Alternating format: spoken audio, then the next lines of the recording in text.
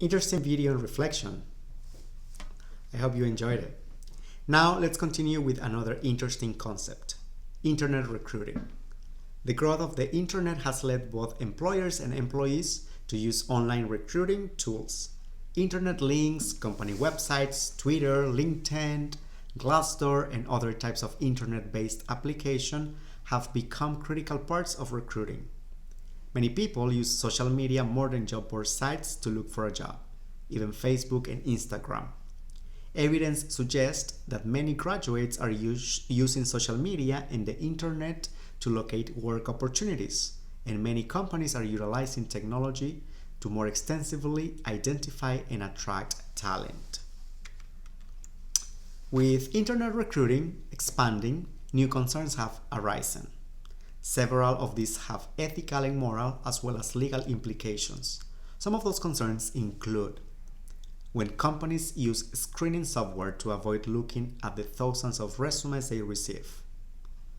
Are rejections really based on the qualifications needed for the job? How can data about individuals' protected characteristics be collected and analyzed for reports? Are too many individuals being excluded from the later phases of the internet recruiting process based on unlawful information? Which applicants really want those jobs? What are the implications of internet recruiting in terms of confidentiality and privacy? Definitely important concerns to keep in mind, as they could lead to discrimination lawsuits. External recruiting is part of effective human resources staffing. Some of the prominent traditional and evolving recruiting methods include media sources, employment agencies, job fairs, educational institutions, labor unions, and competitive recruiting sources. Please make sure that you review details on each of those sources, which you can find on pages 77, 78, 79, and 80 of your textbook. Filling openings internally may add motivation for employees to stay and grow in the organization rather than pursuing career opportunities elsewhere. The most common internal recruiting methods are on the screen and include job postings, promotions and transfers, current employee referrals, former employees and applicants, and internal employee databases.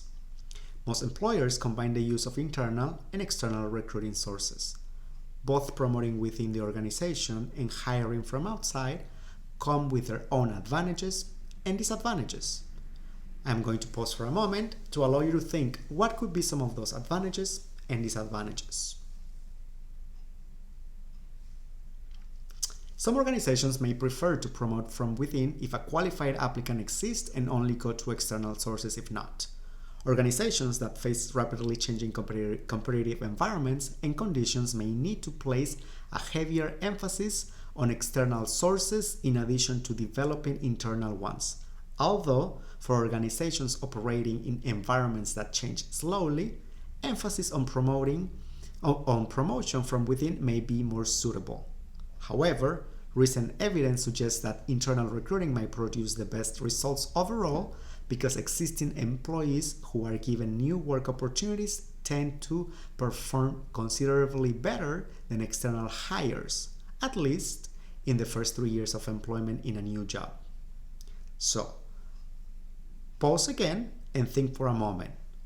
What is the most common strategy used by your current or last employer? Do they have an established culture of promoting within, or do they usually bring talent from the outside? What are your thoughts on it? Once you have reflected on it, continue watching this video. Selection is the process of choosing individuals with the correct qualifications to fill jobs in an organization. Without these qualified employees, an organization is far less likely to succeed. The ultimate purpose of selection is placement, or fitting a person to the right job. Placement of people should be seen primarily as a matching process. Most organizations follow a series of consistent steps to process and select applicants for jobs.